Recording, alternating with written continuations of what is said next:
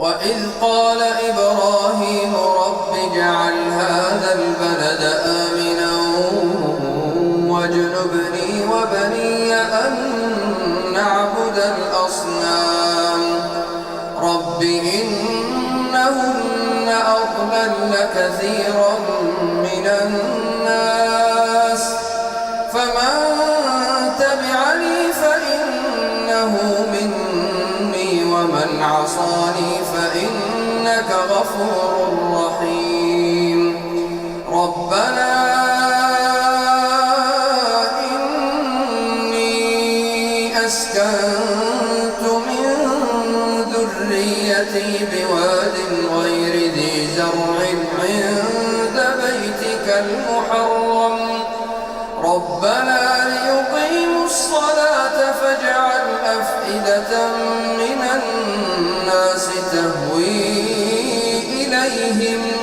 وارزقهم من الثمرات لعلهم يشكرون ربنا إنك تعلم ما نخفي وما نعلن وما يخفى على الله من شيء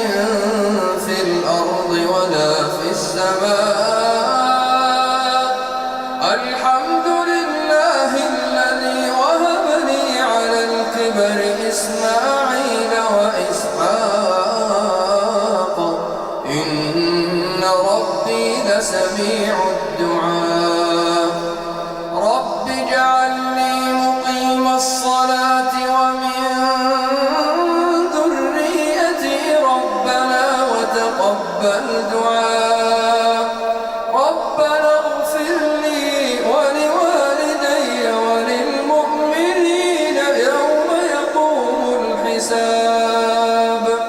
ولا تحسبن الله غافلا عما يعمل الظالمون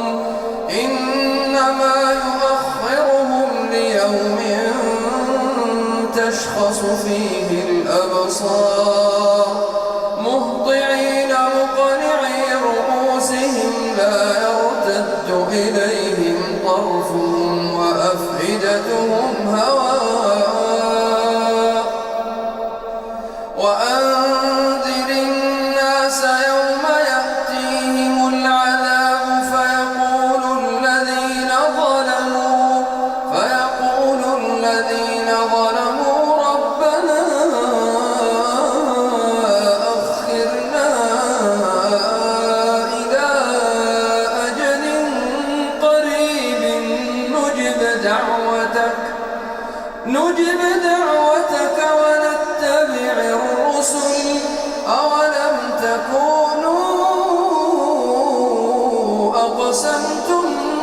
من قبل ما لكم من زوال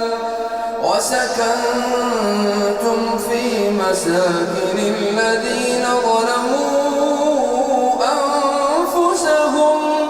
وتبين لكم كيف فعلنا بهم وضربنا لكم الأمثال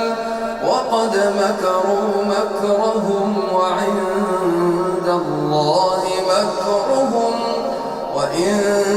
كان مكرهم لتزول منه الجبال فلا تحسبن الله مخلف وعده رسله إن الله عزيز ذو انتقام يوم تبدل الأرض غير الأرض والسماوات وبرزوا لله الواحد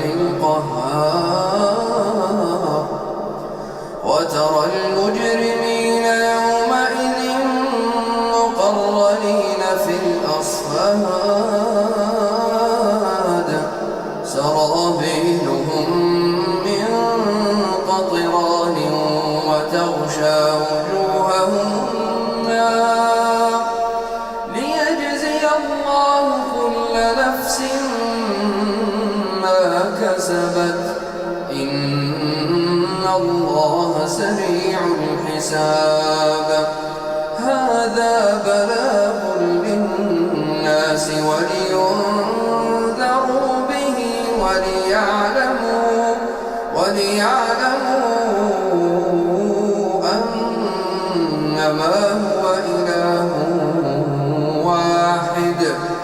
وليذكر أولو الألباب.